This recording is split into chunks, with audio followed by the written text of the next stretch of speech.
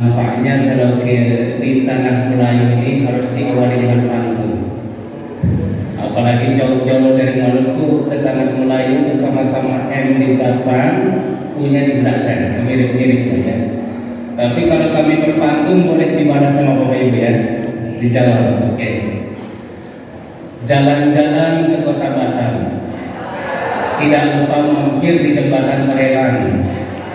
Sudah berputar kami siang dan malam, belum juga kami dikasih luti gendang. Masya Allah.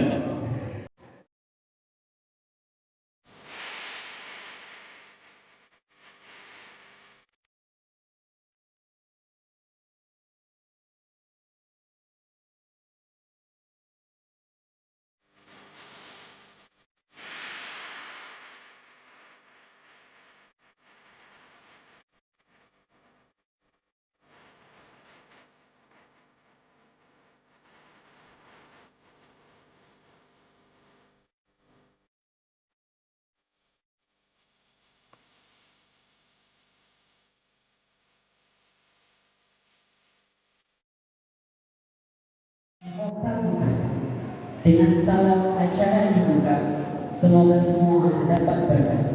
Assalamualaikum warahmatullahi wabarakatuh.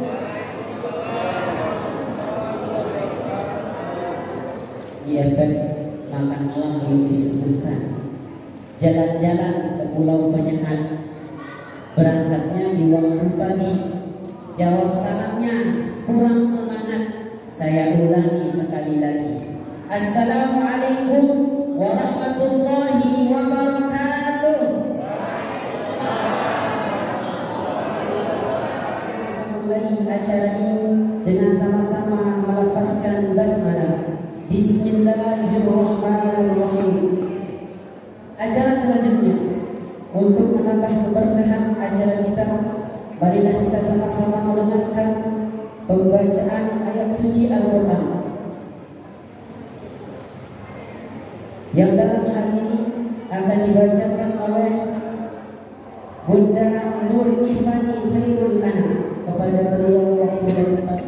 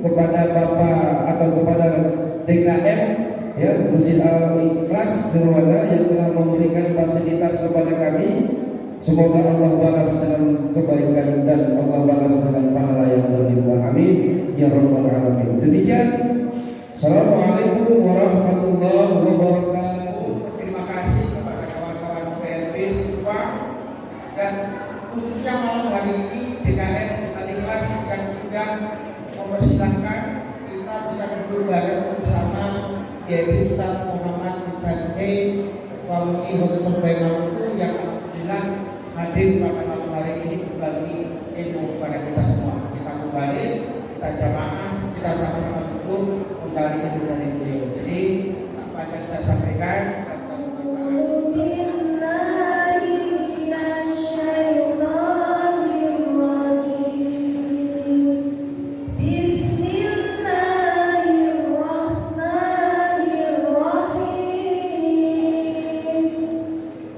يسألونك عن الأنفال قل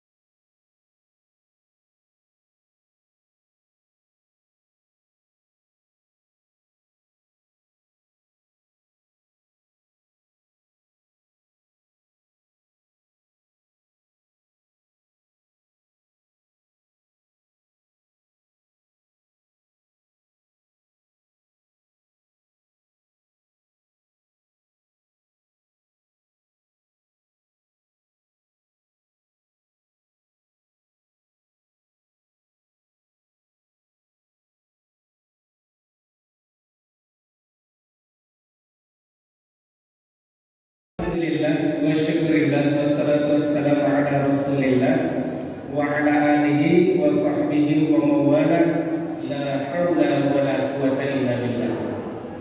Rabbi israh li sadri wa yassir li amri wa hlul 'uqdatam min lisani yafqahu qawli. Amma ba'd. Yang kami hormati dan kami muliakan Ketua Umum PMB Kota Batam, yang kami hormati dan kami muliakan Ketua Umum PMB Kecamatan Sekupan, yang kami hormati dan kami muliakan Ketua DKM Al-Ikhlas, Bapak Imam, para pengurus serta seluruh jajaran takmir, pengurus masjid yang mudah-mudahan senantiasa dalam rahmat dan lindungan Allah Subhanahu wa taala. Para alim ulama, para tokoh, para muballigh, para muballighah, bapak-bapak, ibu-ibu hadirin wa hadirat yang mudah-mudahan kita semua di tempat yang mulia ini, di majelis yang mulia ini, semoga kita semua mendapatkan kemuliaan dan keberkahan dari Allah Subhanahu wa taala. Amin ya rabbal alamin.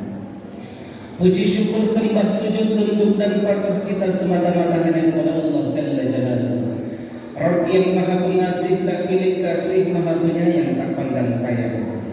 Di mana kita semua ini selaku hamba-Nya terkadang taat, terkadang pula maksiat, tapi Allah dengan kasih sayangnya terus-menerus mencurahkan limpahan nikmat yang tak terhingga kepada kita. Termasuk kita masih diberikan kesempatan untuk hidup sampai dengan detik ini, termasuk melangkahkan kaki ke majelis yang mulia ini, majelis Al-Quran, majelis syiar Islam. Mudah-mudahan kita semua Allah catat langkah kaki kita sampai ke tempat ini. Semoga kelak kita semua kelak akan mendapatkan syafaat dari Al-Quran, syafaat dari Al-Quran. Amin amin ya rabbal alamin. Salawat dan salam juga semoga senantiasa tercurah limpahkan kalimat junjungan kita, uswah wa qudwatuna, panutan kaum muslimin, imamul muttaqin, baginda Nabi besar Muhammad sallallahu alaihi wasallam. Manusia mulia yang kemuliaannya dimuliakan oleh Yang Maha Mulia, yang membawa agama yang mulia ini untuk memuliakan kita semua, bahkan membawa manusia dari peradaban jahiliyah menuju peradaban yang mulia, nazulumatilan nur. Bahkan manusia sempurna yang kesempurnaannya disempurnakan oleh Yang Maha Sempurna, yang membawa agama yang sempurna ini untuk menyempurnakan kehidupan kita sekaligus menjadi solusi yang sempurna untuk menyelesaikan masalah-masalah kehidupan kita. Bapak Ibu, yang namanya manusia pasti punya masalah, betul? Kita semua yang ada di sini pasti punya masalah, karena masalah itu temannya hidup. Ada yang punya masalah dengan pasangan hidupnya, ada yang punya masalah dengan anak-anaknya, ada pula yang punya masalah dengan tetangga atau rekan-rekan, atau dengan keluarga lainnya, atau dengan siapapun, termasuk masalah ekonomi. Bahkan anak kecil pun punya masalah, minimal tugas rumah, PR. Maka tidak laki, tidak perempuan, baik tua maupun muda, semuanya punya masalah. Tapi Allah turunkan agama ini sebagai agama yang sempurna. Allah firmankan, a'udzu billahi minasyaitonir rajim, al-yawma akmaltu lakum dinakum wa atmamtu 'alaikum ni'mati wa raditu lakum al-Islam dinan. Allah telah sempurnakan Islam ini sejak adanya Rasulullah ila yaumil qiyamah. Islam ini tetap sempurna. Dan dengan kesempurnaan itu Allah cukupkan nikmat bagi kita. Maka tidak perlu kita mencari-cari nikmat atau milah di luar daripada Islam. Karena Islam ini satu-satunya jalan keselamatan bagi kita, solusi kita fid dunya wal akhirah. Dan Allah meridhai Islam sebagai agama bagi kita. Maka Bapak Ibu, Allah juga jadikan agama ini sebagai wasilah untuk menolong kita. Punya masalah apa saja, Islam solusinya. Allah berfirman misalkan di dalam Quran surah Muhammad ayat 7, ya ayyuhalladzina amanu in tansurullaha yansurkum wa yusabbit aqdamakum. Kata Allah, hai orang-orang yang beriman, yang yakin 100%, siapa saja yang menolong agama ini, agama Islam ini, agama Allah ini, Bahkan lafaznya intan sallallahu menolong Allah. Maknanya menolong agama Allah. Bilahan bil mal, baik secara langsung atau dengan artinya. Maka kata Allah, yansurkum, Allah pasti tolong dia.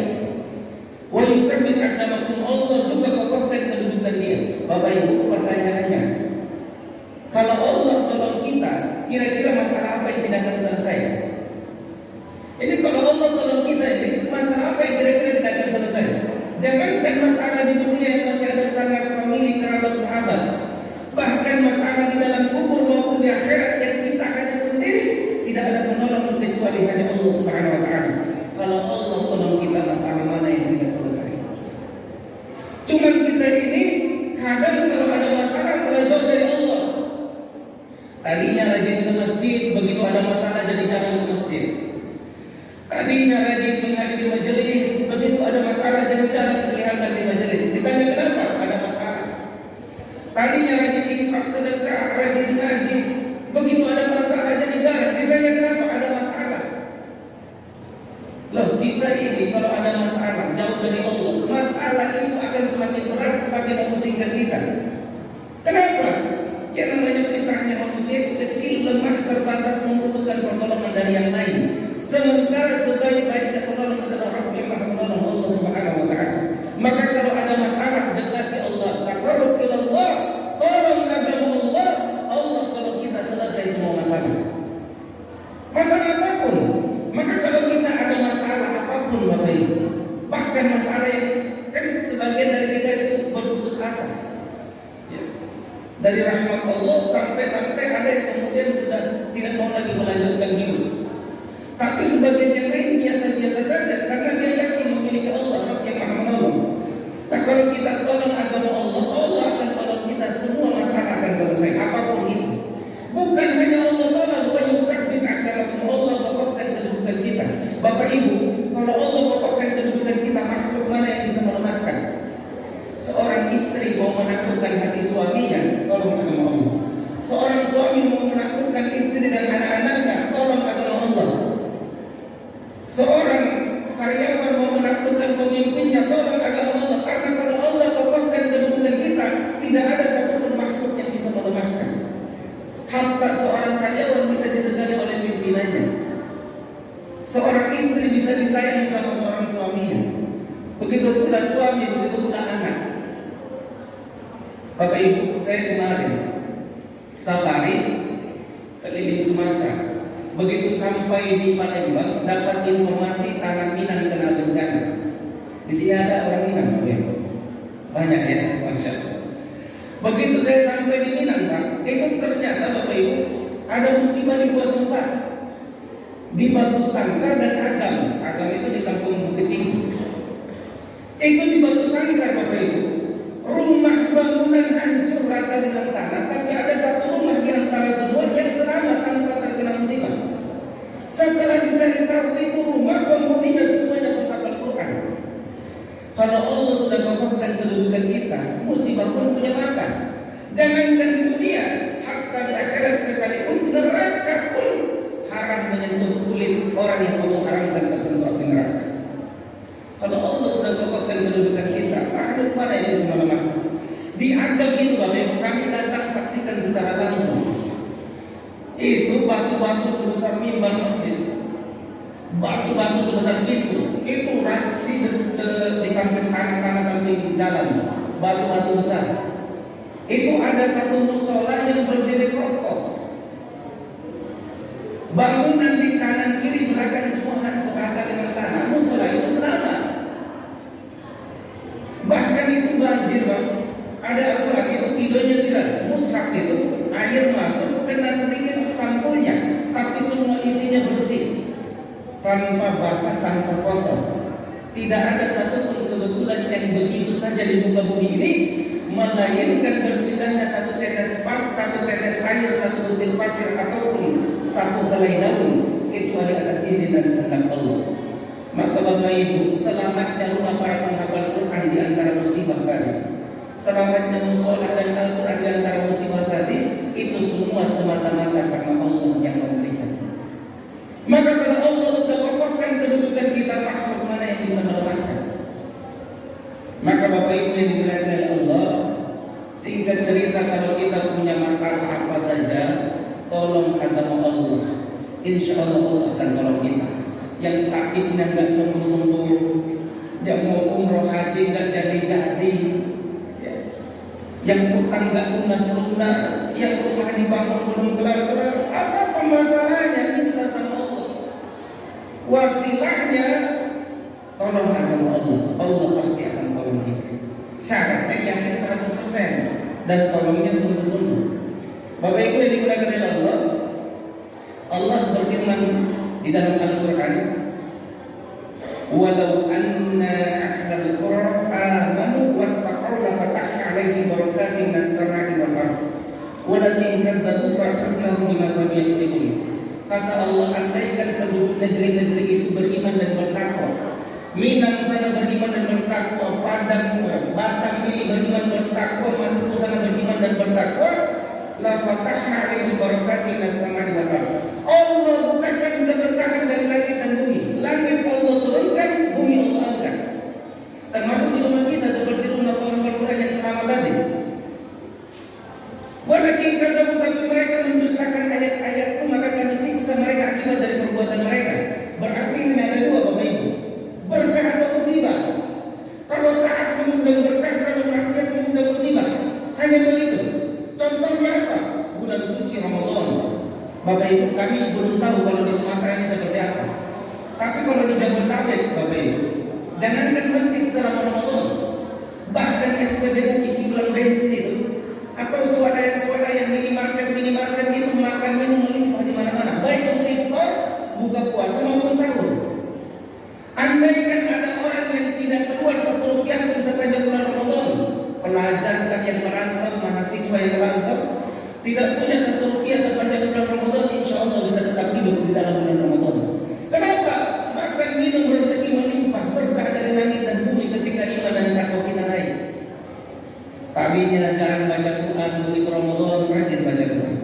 Tadinya jarang ke masjid, begitu Ramadan rajin ke masjid. Tadinya jarang sedekah, begitu Ramadan, begitu iman dan takwa kita naik, berkah Allah turunkan dari langit, Allah angkat dari bumi.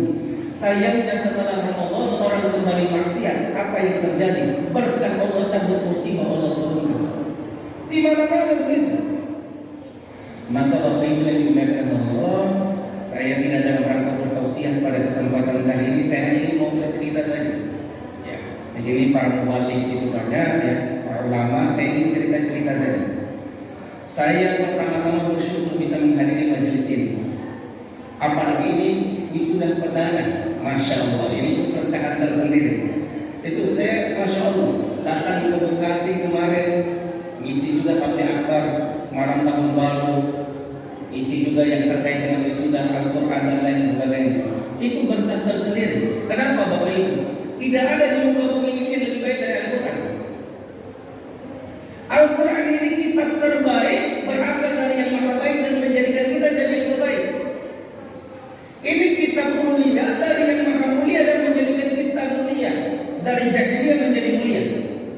Bapak Ibu, Al-Quran ini dia turun kepada apa saja, siapa saja, di mana saja, pasti jadi mulia, jadi yang terbaik. Coba kita lihat. Al-Quran dibawa oleh malaikat Jibril, Jibril menjadi malaikat terbaik.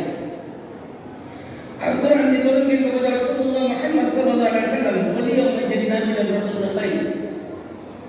Dulu, ya, umat terbaik itu Bani Israel. Orangnya jenius, banyak nabi dan rasul diutus.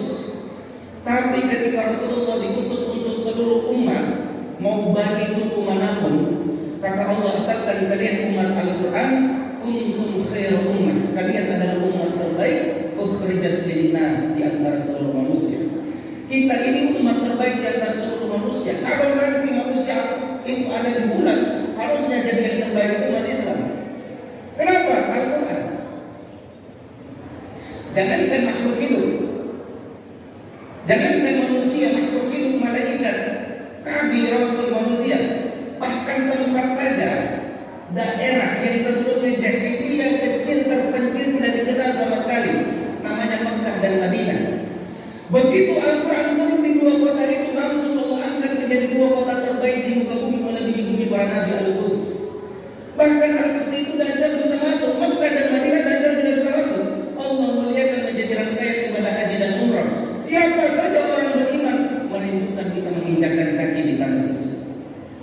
Bahkan yang sudah pernah pergi pun pasti ingin kembali ke sana. Kota saja dimuliakan karena Al-Quran. Apalagi Bapak Ibu, bulan awal bulan Hijriah apa? Nah, ini yang sekarang nih, bulan Muharram, bukan Ramadan. Bulan lahirnya Nabi, hijrahnya Nabi, wafatnya Nabi apa? Rabiul Awal, bukan Ramadan. Nabi ketika dapat perintah apapun cukup wahyu turun, tapi ketika sholat beliau harus Isra wal Mi'raj. Peristiwa besar agung di bulan Rajab, bukan bulan Ramadan. Bahkan 2 hari raya besar di dalam Islam, Syawal dan Zulhijjah juga bukan Ramadan. Pertanyaannya, kenapa Ramadan yang Allah pilih menjadi bulan terbaik melebihi semua bulan yang ada peristiwa agung tadi? Karena syahrul Ramadan allazi unzila fihil Qur'an. Allah turunkan Al-Quran di bulan Ramadan, maka Ramadan Allah akan menjadi bulan terbaik melebihi semua bulan lainnya. Bahkan Al-Quran diturunkan di sebuah momen yang kita kenal dengan Lailatul Qadar. Inna anzalnahu fi Lailatul Qadar. Coba kita perhatikan baik-baik Bapak Ibu. Allah kasih perbandingan, malam itu lebih baik dari 1000 bulan. Ini malam ini nggak level dengan bulan. Harusnya malam itu lebih baik dari 1000 malam, atau kalau dikali 30 malam. Berarti level yang di atasnya, ibaratnya itu rumah lebih baik dari 1000 istana. Ya. Itu toko lebih baik dari 1000 mall. Itu malam lebih baik dari 1000 bulan. Artinya apa? Derajatnya Allah angkat berkali-kali lipat. Manusia pun bisa lebih mulia daripada makhluk lainnya karena Al-Quran. Maka Bapak Ibu yang dimuliakan oleh Allah, kalau kita ingin jadi yang terbaik, kuncinya Al-Quran. Tadi disampaikan oleh Ustaz tadi bahwa makanya Rasulullah bersabda, khairukum man ta'allama al-Qur'an wa 'allama. Sebaik-baik di antara kalian atau yang terkait dengan Al-Quran, belajar Al-Quran, mengajarkan Al-Quran, jadi yang terbaik di antara seluruh orang beriman. Maka Al-Quran ini istimewa. Kalau Al-Quran bisa memberikan syafaat, ahli Al-Quran juga bisa memberikan syafaat buat kita. Bapak Ibu yang dimuliakan oleh Allah, saya tidak ingin berpanjang lebar. Saya cerita sedikit saja tentang saya, Muhammad Insani, dari asal Maluku. Bapak Ibu pernah dengar Maluku? Waktu khusus K, saya asalnya dari K. Pernah dengar orang yang pakai nama K di belakang? Pernah ya? Siapa tuh? Masya Allah, yang mana? Jongke. Kalau kita dengar Maluku, Ambon, K, apa yang ada di benak kita? Preman, non Muslim. Saya pernah ditanya, Ustaz asalnya dari mana? Dari Maluku. Oh, Maluku ada Muslim juga rupanya. Seakan-akan Maluku itu planet sendiri dalam sendiri. Bapak Ibu, Maluku itu mayoritasnya Muslim. Lebih dari 60% Muslim. Bahkan Maluku Utara lebih banyak lagi, sekitar 80%. Maluku, gubernur sebelumnya seorang Kabai, Habib Said Asgar. Gubernur setelahnya mantan komandan Polda juga Muslim. Ya. K itu ada kota, ada kabupaten.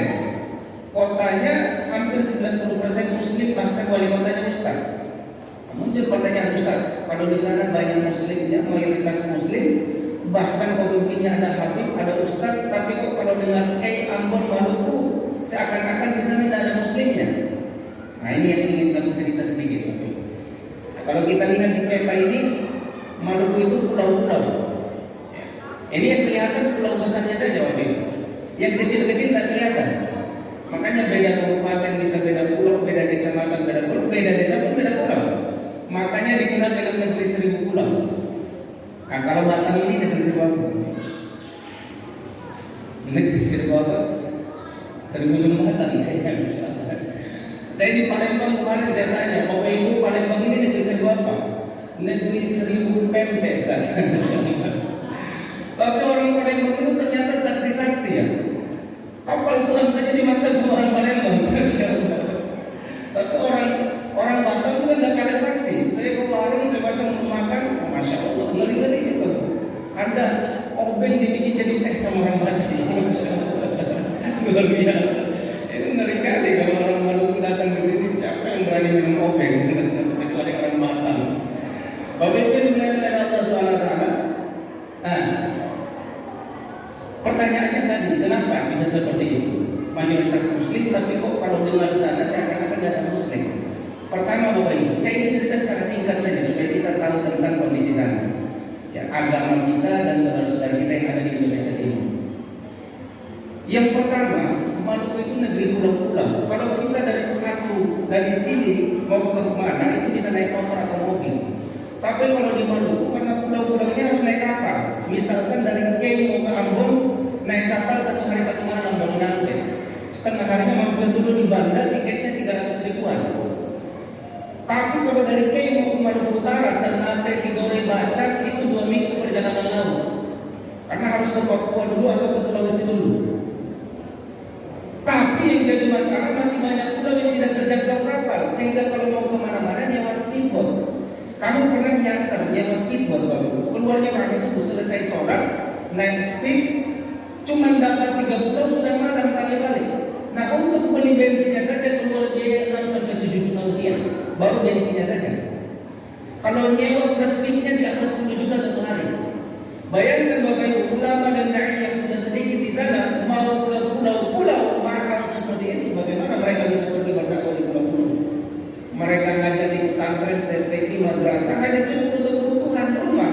Boro-boro mau nyarter belasan juta untuk berdakwah ke pulau-pulau. Apa akibatnya ketika ulama dan dai tidak bisa ke pulau-pulau? Yang pertama, pemahaman umat Islam di pulau-pulau menjadi minim. Semangat agamanya tinggi, tapi pemahaman agamanya minim. Apalagi yang terjadi kalau Bapak Ibu pergi ke Maluku, di pulau-pulau terutama, itu sholat 5 waktu rata-rata kosong masjidnya. Kenapa? Imam masjidnya melaut, nelayan dari nafkah. Nah imamnya melaut, makmumnya pun ikut melaut. Akhirnya kosong. Saya Bapak Ibu asli Maluku, tapi kalau ibu nenek itu dari Bugis, kakek dari Masar. Sudah turun-temurun di Maluku. Saya pernah merantau ke Jakarta, melanjutkan menuntut ilmu sampai jadi dosen di salah satu perguruan tinggi Islam di Jakarta. Ya. Saya menikah punya anak. Dulu sebelum menikah saya pernah berdoa. Ini berdoanya serius Bapak. Ya Allah, kalau Engkau kasih hamba jodoh, tolong kasih saya istri kalau bukan orang Jawa maka orang Sumatera. Ternyata Allah kasih saya istri bapaknya orang Jawa, ibunya orang Sumatera. Masya Allah. Dua-duanya dikasih sama Allah. Ayo doa. Doa silatul mu'min. Doa itu senjatanya orang beriman. Kita doa pilih salah satu, Allah kasih dua-duanya. Masya Allah. Nah, istri saya orang Minang, ibunya, bapaknya orang Jawa. Nah, Bapak Ibu yang dimuliakan oleh Allah, singkat cerita 2017 saya ajak istri dan anak-anak kembali ke Maluku. Kenapa? Karena saat itu kami didatangi oleh para tokoh, para sesepuh, para pemuda. Mereka cerita banyak masalah. Tapi dari sekian banyak masalah, ada 2 masalah yang paling besar yang mendorong kami kembali ke Maluku. Salah satunya adalah maraknya judi token saat itu di Maluku. Tapi yang lebih parah lagi adalah imam masjid juga main judi token. Bayangkan Bapak Ibu, menangis kami dapat informasi saat itu. Bahkan 2 tahun lalu kami diajak safari dakwah juga oleh Badan Wakaf Al-Quran di Jabodetabek. Di Depok kami sampaikan ini, datang seorang dosen ngajar di IPB. Ustaz juga beliau sampaikan, Ustaz saya pernah ditugaskan penelitian di Maluku Utara dan menemukan hal yang sama. Apa itu? Imam masjid main sabung ayam. Bayangkan Bapak Ibu, imam kan kalau ngomong makmumnya itu. Imam sujud, makmumnya sujud. Imam sabung ayam kira-kira makmumnya bisa jadi sabung manusia. Maka di sana sering sekali konflik. Kita dakwah pun ketemu sama orang-orang seperti itu Bapak Ibu. Makanya Masya Allah saya ingin cerita. Tentu imam-imam seperti itu bukan seperti imam-imam kita di sini atau di kota-kota lainnya. Kalau yang di kota-kota tentunya aman, karena daki-daki yang tentunya di kota-kota. Tapi yang di pulau-pulau itu yang kasihan. Kami bayangkan ketika kelak di yaumil akhir, kita mau dimasukkan ke dalam surga, mereka mau dimasukkan ke dalam neraka. Protes mereka kepada Allah, ya Allah, kami begini bukan karena sengaja, tapi karena kurangnya pemahaman agama kami. Sementara saudara-saudara kami yang diberikan kelebihan ilmu, mereka tidak datang mengajarkan kami. Saudara-saudara kami yang diberikan kelebihan rezeki, mereka juga tidak peduli kepada kami. Maka ya Allah, jangan biarkan mereka masuk ke dalam surga. Kita pun akan sulit masuk ke dalam surga kalau tidak punya hujah di hadapan Allah. Karena mereka juga umat Nabi Muhammad, al-jasadul wahid, ibarat satu tubuh dengan kita, ummatan wahidah. Tapi sebaliknya kalau kita peduli kepada mereka, salah satunya dengan berwakaf Al-Quran, maka Al-Quran ini dibaca. Jadi jadi wasilah di pesantren tapi dia belum punya Al-Quran, bahkan jadi wasilah ulama dan dai bisa pergi ke pulau-pulau berdakwah. Maka kelak kita mungkin kurang sempurna ibadah kita, kurang ikhlas kita beribadah, mau dihukum sama Allah. Tapi ada saudara-saudara kita yang bahkan belum pernah berjumpa dengan kita, mau dimasukkan ke dalam surga. Mereka meminta kepada Allah, ya Allah, masukkanlah mereka ke dalam surga. Karena tanpa mereka Al-Quran tidak akan sampai ke tempat-tempat kami, tanpa mereka pula ulama dan dai tidak akan datang ke pulau-pulau kami. Bapak Ibu, secara singkat saja saya ingin cerita 3 singkat saja. Allah tunjukkan bukti kebesaran Al-Quran. Allah berikan pertolongan nusrah dengan keajaiban-keajaiban bahkan karomah yang luar biasa. Yang pertama Bapak Ibu, di sana kan kita ketemu dengan banyak preman-preman seperti itu. Ya. Masya Allah, kami pernah adakan acara 3 hari acara Al-Quran seperti ini. Di dalamnya ada inspirasi Quran, ada juga pelatihan cepat bisa baca Al-Quran. Jadi kakek nenek bapak ibu yang tidak tahu baca Al-Quran ikut saja beberapa jam, insya Allah langsung bisa baca Al-Quran. Nanti baru dilanjut dengan tahsin seperti tadi. Singkat cerita 3 hari kami adakan ribuan orang datang. Dari ribuan orang itu 100 orang lebih pemuda. Ini baru pemudanya bapak ibu, belum pemudi, belum orang tua. Alhamdulillah hijrah dengan wasilah Al-Quran. Kenapa hijrah? Karena mereka adalah para preman kami, para pemabuk, bahkan pemakai dan bandar obat terlarang. 100 orang lebih datang. Kita nggak datang ke preman-preman biasa Bapak Ibu, karena susah. Begitu hijrah, cuma dia saja yang hijrah, yang lain dari itu. Makanya kita datang ke tokoh-tokohnya, ke pemimpin-pemimpinnya. Dapat hampir 10 orang, yang ikut ratusan orang. Kenapa? Orang tuanya sudah bingung bagaimana mereka sudah bisa sadar kerjaannya merusak generasi, merusak daerah, merusak masyarakat. Kami pun orang ini juga bingung berhadapan dengan orang-orang seperti itu.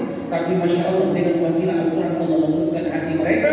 Allah bolak-balikan hatinya hijrah mereka ratusan orang. Artinya apa? Dengan kita berwakaf Al-Quran ini, kita telah berkontribusi bukan hanya pesantren dan yang belum punya Al-Quran jadi punya Al-Quran, tapi juga jadi wasilah Allah turunkan hidayah dan taufik menyelamatkan generasi muslim yang ada di sana. Jika dulu Sayyidina Umar masuk Islam dengan wasilah Al-Quran, maka saat ini pun banyak generasi muslim yang terselamatkan dengan wasilah Al-Quran. Karena mohon maaf, mereka bukan hanya rusak tapi juga merusakkan. Mereka tidak hanya pemakai tapi juga pengedar. Maka dengan sadarnya mereka, alhamdulillah kita pun telah berkontribusi untuk menyelamatkan generasi umat Rasulullah Muhammad SAW dan juga negeri-negeri kaum muslimin. Itu yang pertama. Wasilah Allah turunkan taufik dan hidayah. Yang kedua, transportasi di sana laut maupun darat jadi gratis. Di darat pemerintah dan pengusaha kasih mobil, bahkan bensin, bahkan tentara dan polisi memberikan mobil bersama personilnya yang berbagian Tuhan. Semua transportasi gratis dari wasilah Tuhan. Di laut, mulai speedboat yang nyawanya belasan juta sampai kapal feri, kapal besar yang per orang tiketnya ratusan ribu, belasan orang naik semuanya gratis karena wasilah Al-Quran. Kenapa? Mereka tidak berani menerima uang dari Al-Quran. Mereka cuma minta supaya didoakan agar bisa mendapatkan pahala dan berkat dari Al-Quran. Artinya apa Bapak Ibu? Dengan kita berwakaf Al-Quran, kita juga telah menjadi wasilah memfasilitasi ulama dan dai bisa pergi ke pulau-pulau yang tidak terjangkau, membagikan Al-Quran sekaligus berdakwah di sana. Maka setiap tetes bensin yang mengantarkan mereka, semoga kelak bisa menjadi saksi di hadapan Allah atas kontribusi kita dan menjadi memperat timbangan kebaikan kita di sisi Allah Subhanahu wa taala. Mari kita saksikan dulu video berikut. Ini penghargaan yang didapatkan oleh Badan Wakaf Al-Quran sebagai lembaga wakaf Al-Quran terbaik di Indonesia.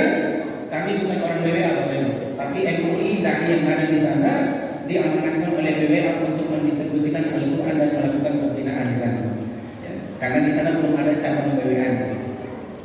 Kemudian ini videonya pembagian Al-Quran di Maluku oleh tentara dan para pemuda yang hijrah.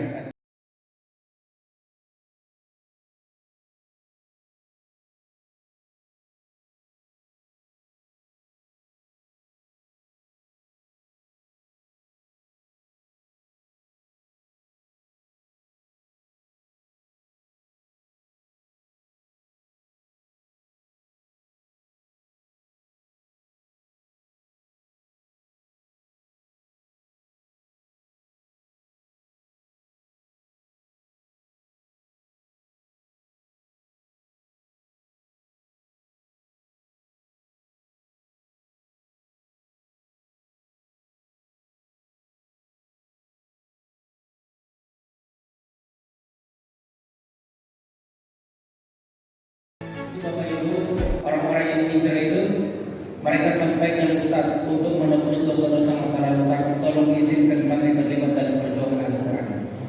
Masya Allah, mereka itu pergi ke pulau-pulau yang sulit-sulit, nanti kita lihat video-videonya. Ya. Mereka itu juga yang menjadi penyemangat para dai dan ulama, kemudian bisa pergi ke pulau-pulau di ladang-ladang yang sulit-sulit itu. Masya Allah. Dan keberanian mereka luar biasa. Mari kita saksikan video berikut lagi. Ya. Pembagian Al-Quran di Indonesia Timur.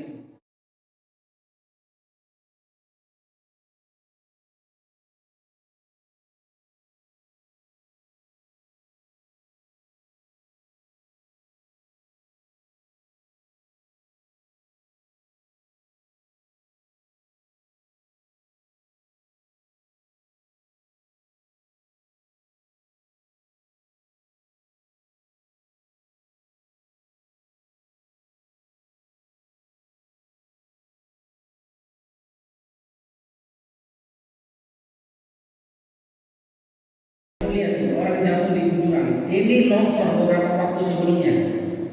Masih ada nih. Ini ada licin, miring licin nih. Kalau nggak hati-hati jatuh masuk ke dalam jurang. Masya Allah. Yang luar biasa yang ketiga itu Allah selalu menyelamatkan kami di darat maupun laut. Ini Bapak Ibu, perjalanan sekali jalan dari kota ke desa di tengah hutan 500 kakak semuanya muslim. Sekali naik ojek 3 juta rupiah. Itu Pak. Semua orang yang bawa Al-Quran, para dai maupun orang BWA, alhamdulillah selamat. Tapi begitu masyarakat sekitar yang ikut di belakang bawa Al-Quran jatuh masuk ke dalam jurang. Dan itu tidak sekali dua kali. Setiap kali di darat maupun laut Allah berikan pertolongan. Di Maluku Bapak Ibu buka ombak setinggi 3-4 meter. Kalau musim angin, kalau musim biasa ya normal saja. Kami setiap bagi Al-Quran itu rata-rata di musim angin, baik timur maupun barat. Tapi sepanjang kami bawa Al-Quran, Allah tenangkan laut maupun angin sepanjang kami bagi Al-Quran. Masya Allah. Kami pernah bawa Al-Quran Bapak Ibu, 40 dus Al-Quran, kurang lebih 4-5 jam perjalanan. Di musim angin barat kalau tidak salah, ombaknya bisa sampai 4 meter. Perjalanan kami dari tempat awal sampai tempat akhir sepanjang perjalanan Allah tenangkan lautnya. Begitu sampai kami bagi habis, Al-Qurannya habis, balik kami tidak bawa Al-Quran sama sekali. 1 kilometer lebih dari pulau itu ombak langsung muncul Bapak Ibu, 3-4 meter, muntah-muntah kami saat itu. Kami Bapak Ibu sepanjang hidup tidak pernah muntah kalau naik kapal. Namanya orang laut, biasa menyelam, biasa berenang. Tapi saat itu jangan kami, tentara di sebelah saya juga muntah-muntah. Baru saat itu saya tahu ternyata tentara juga bisa muntah. Bahkan preman-preman yang salam-salam itu juga muntah-muntah. Begitu kami betul-betul selamat sampai di tujuan, tidak lama BWA hubungi, Ustaz gelombang selanjutnya kami ingin BWA pergi ke Maluku, bagi ke pulau-pulau. Ketemu pas musim angin pula. Pusing kami saat itu.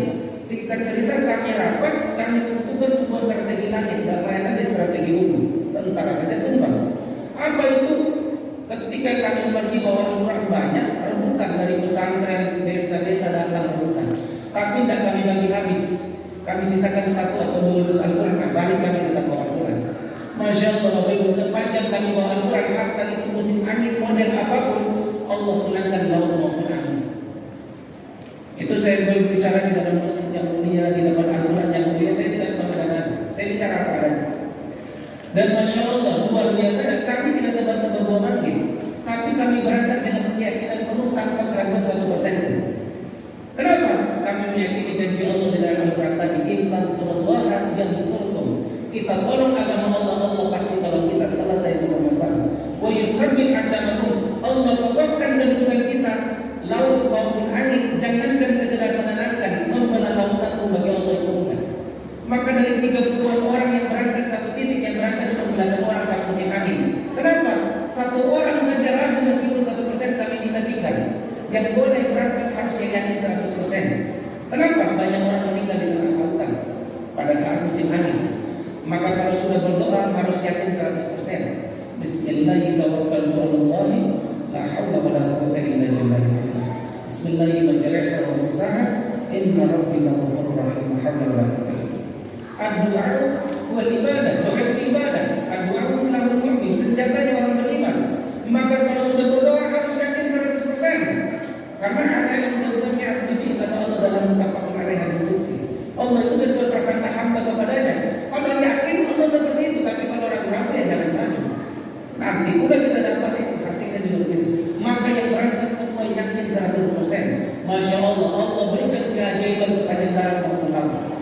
Bapak Ibu, kami keliling-keliling juga semua sama. Kami dapat cerita hampir setiap masjid di Tangerang Selatan, mantan ketua DKM sekarang jadi ketua pembina. Beliau cerita, Ustaz, saya beberapa tahun lalu kecelakaan dengan mobil pickup. Mobilnya hancur, saya selamat. Tapi beliau tidak tahu selamat kenapa. Setelah ikut safari, beliau baru ingat, Ustaz, saat itu saya baru ingat, saya membawa Al-Quran. Masya Allah, mobilnya hancur, beliau selamat dengan wasilah Al-Quran.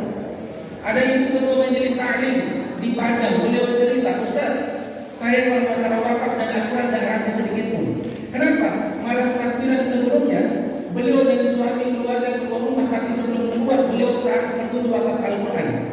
Keluar, lupa matikan kompor. Beberapa jam kemudian balik, kompornya sudah terbakar. Tapi Masya Allah, apinya hanya dibatasi sampai ke selang saja. Sementara di sebelah itu ada elektronik yang sudah terbakar, meledak, magicom dan lain sebagainya. Tapi Allah jaga, Allah batasi api itu hanya sampai ke selang kompor saja, terbakar sampai di situ. Maka beliau sudah terbiasa wakaf Al-Quran pun saat itu wakaf 10 paket Al-Quran. Masya Allah. Dan kami pun sama Bapak Ibu, mendapatkan banyak keajaiban dengan wasilah Al-Quran. Termasuk di Lampung kemarin, ada awal Mei kami datang safari di sana, ada seorang pengusaha, beliau ajak ke rumah, baru pulang dari umrah, kasih air zam-zam dan makanan dari haji umrah. Beliau minta doa, Ustaz, ini ada rumah saya, di rumah beliau di depannya ada properti beliau. Sudah beberapa lama nggak laku, Ustaz tolong doakan. Kalau laku mau saya pakai bangun rumah Al-Quran, rumah tahfiz kalau nggak salah. Nanti sebagian saya wakaf juga untuk Al-Quran. Kami doa sama-sama saat itu. Masya Allah, 1 bulan kemudian, awal Juni, ketemu kami awal Mei, awal Juni kami sampai di Riau. Dapat informasi rumahnya sudah terjual. Beliau wakaf juga untuk Al-Quran. Masya Allah, yang sudah berapa lama tidak terjual dengan wasilah bertawassul dengan amal soleh, dengan wakaf Al-Quran, alhamdulillah rumahnya terjual. Bahkan ada yang 12 tahun menikah dan punya anak. Begitu bergabung memperjuangkan Al-Quran, tidak lama alhamdulillah Allah berikan istrinya mengandung. Sekarang anaknya sudah 2 tahun dengan wasilah Al-Quran dan wakaf Al-Quran. Maka Bapak Ibu yang dimuliakan oleh Allah Subhanahu wa taala, karena singkatnya waktu dan sudah malam, kami tidak bisa panjang lebar. Tapi satu video ini kami kita sebagai penutup singkat saja. Ya, ini di berbagai daerah, bagaimana daerah-daerah yang sulit terakses, sulit, itulah yang menjadi target BWA dan para dai untuk membagi Al-Quran dan melakukan pembinaan. Bagaimana akses yang sulit, kita alhamdulillah diberikan fasilitas yang luar biasa, tapi saudara-saudara kita diberikan keterbatasan. Inilah yang kemudian menjadi sasaran pada para Al-Quran dan para dai. Bapak Ibu lihat yang fasilitas yang sudah rusak, di bawahnya jurang. Nah inilah kemudian daerah-daerah termasuk di darat yang bahkan motor pun sampai rusak-rusak, harus diperbaiki di tengah perjalanan.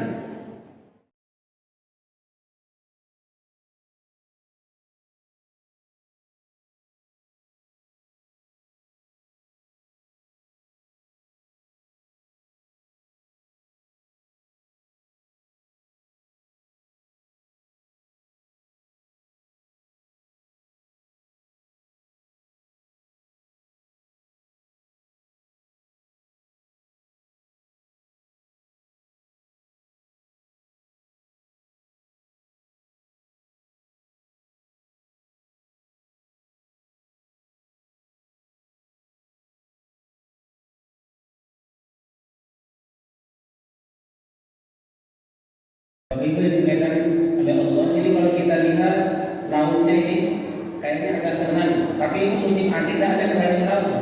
Bapak Ibu coba buka YouTube pembagian Al-Quran di Maluku, itu laut itu kosong karena tidak ada berani laut. Nanti lihat cuma ada 1 speed atau 1 perahu, itu kita yang bagi Al-Quran.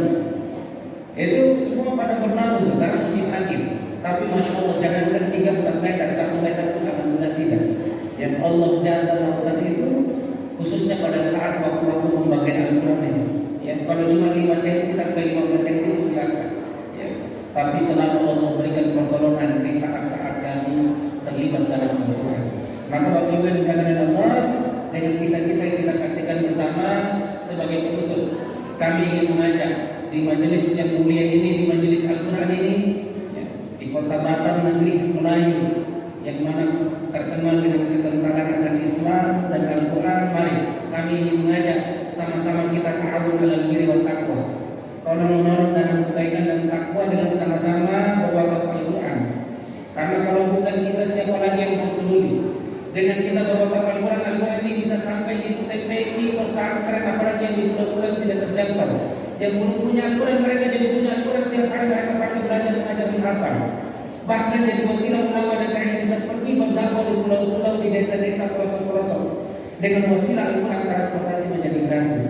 Maka kami ingin mengajak, mari satu paket Al-Quran Rp150.000 saja sudah termasuk biaya cetak Al-Quran, termasuk biaya distribusi pengiriman dari pusat sampai ke pelosok dan juga pembinaan. Karena ada dua contoh, yang orange ini mushaf, yang hijau ini terjemahan plus terjemahan. Di dalamnya ada nama wakil yang kita niatkan, bapak, ibu, kakek, nenek, suami, istri, anak. Satu Al-Quran, satu nama. Boleh satu Al-Quran lebih dari satu nama. Misalkan Ustaz, saya seumur hidup nyari duit, orang tua sudah meninggal, maka saya ingin berbakti wakaf Al-Quran 10 paket untuk bapak, 10 paket untuk ibu, atau 50 paket untuk orang tua, 50 paket untuk mertua, atau 1 paket pun boleh, atau 100 paket untuk semua keluarga, silahkan. Nah, supaya apa? Namanya ada di dalam Al-Quran, mungkin kita lupa mendoakan mereka, tapi ada ahli Al-Quran yang setiap hari mereka adalah saudara keluarganya Allah, ya. Mereka adalah Ahlul Quran yang setiap hari baca Al-Quran, menghafal, belajar, mengajar. Mereka kirimkan doa kepada nama-nama yang ada di dalamnya. Yang di dalam kubur semoga Allah ampuni saya bala dosa, Allah lapangkan kuburnya, Allah terangi dengan cahaya. Yang di dunia Allah hindarkan dari musibah, Allah berkahi kehidupannya. Maka sudah termasuk biaya cetak Al-Quran, juga biaya pengiriman tadi sampai ke pelosok dan juga pembinaannya. Maka alhamdulillah saya dengan istri juga berwakaf di badan wakaf Al-Quran. Bahkan kami setiap sampai di setiap daerah itu berwakaf. Kami wakaf di atas nama kakek, nenek, orang tua, mertua, saudara-saudara orang tua kami, suami istri dan saudara-saudara kami, juga anak-anak kami. Kami juga mengajak orang-orang yang hijrah tadi untuk berwakaf. Kenapa? Kita tidak tahu pahala kita mana yang diterima oleh Allah Subhanahu wa Ta'ala. Tapi semoga dengan wakaf ini dipakai oleh Ahlul Quran, belajar mengajar menghafal, dipakai oleh para ulama, mereka pergi berdakwah dan mengajarkan umat. Maka semoga itu pahala mengalir kepada kita dan keluarga kita yang kita niatkan sebagai wakif, baik yang masih hidup maupun yang sudah meninggal. Untuk apa pula kita cari harta banyak-banyak di dunia ini? Karena kita makan hanya jadi kotoran di kita dan untuk anak cucu. Tapi kalau kita wakaf untuk agama Allah, selamat kita dan keluarga kita dunia maupun akhirat. Bahkan kata Allah di dalam Al-Quran surat At-Taubah ayat 111, Innallaha ashtara minal mu'minina anfusahum wa amwalahum bi anna lahumul jannah. Sesungguhnya Allah beli dari orang-orang beriman diri dan harta mereka bi anna lahumul jannah, Allah bayar dengan surga. Maka kalau kita cinta keluarga kita, ingin keluarga kita masuk ke dalam surga, inilah kesempatan Allah beli kita dan keluarga kita dengan surganya Allah. Bahkan kata Rasulullah dalam riwayat Imam Bukhari, ittaqun nar walau bisyikkin tamrat. Dilindungi dari neraka. Ustaz, kalau kita punya kebutuhan yang lain lagi bagaimana? Justru kalau ada kebutuhan, ada hajat apapun, ini bisa jadi wasilah. Rasulullah bersabda, qala Allah azza wa jalla anfiqun fi ilaika. Allah berfirman dalam hadis qudsi, keluarkanlah hartamu, niscaya Allah pasti mengganti dengan lebih baik di dunia, di dalam kubur maupun di akhirat. Di dunia Allah buka pintu-pintu rezeki, Allah hindarkan dari musibah mara bahaya. Allah berkahi kita, hajat-hajat kita Allah mudahkan. Yang ingin anaknya menjadi hafiz Quran, yang ingin keluarganya sembuh dari penyakit, yang ingin apapun masalah-masalah yang dihadapi, mudah-mudahan jadi wasilah Allah kabulkan hajat-hajat kita sebagaimana yang tadi. Di dalam kubur Allah hindarkan dari siksa, Allah lapangkan kubur, Allah terangi dari cahaya. Di akhirat Allah hindarkan dari neraka, Allah masukkan ke dalam surga. Maka mumpung kita masih hidup, mari sebelum kita tutup, mari sama-sama kita berwakaf dengan wakaf terbaik. Apalagi kalau punya hajat yang berat-berat, belum punya jodoh, sudah berapa lama tidak punya jodoh, wakafnya dengan wakaf terbaik. Mudah-mudahan Allah datangkan jodoh yang terbaik. Yang belum punya anak, mudah-mudahan dengan wasilah wakaf terbaik, berikan yang terbaik, doa dengan yakin 100%. Di majelis yang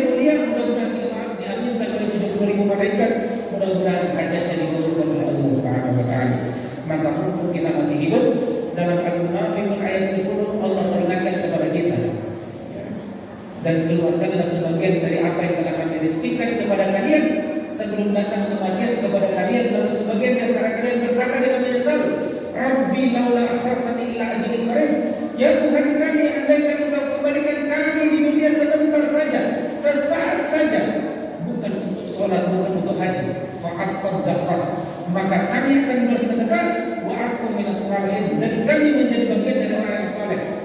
Orang yang soleh itu Bapak Ibu harus memenuhi 3 hal: memenuhi hak Allah, memenuhi hak diri sendiri, memenuhi hak sesama, baru dikatakan orang soleh.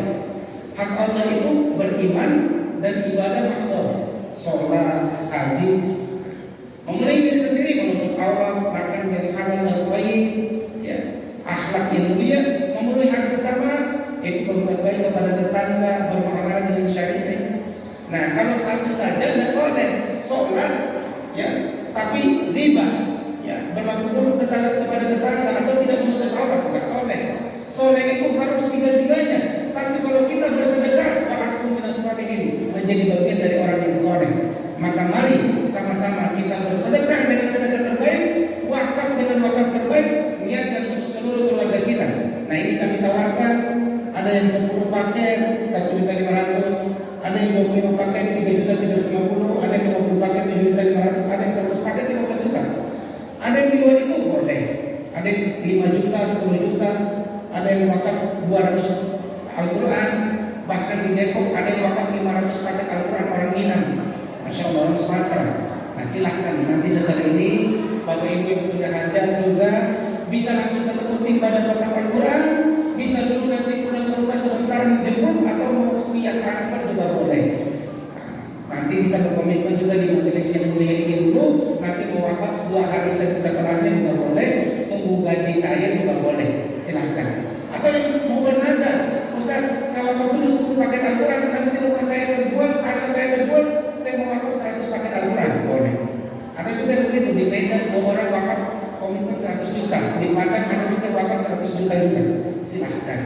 Ya, mumpung kita masih hidup, kita niatkan yang terbaik untuk keluarga kita di dunia, di dalam umur maupun di akhirat. Semoga menjadi wasilah Allah kabulkan seluruh hajat Bapak Ibu semua, dan kelak kita semua mendapatkan syafaat dari Al-Quran, syafaat dari Ahlul Quran, dan syafaat dari Nabi Muhammad SAW.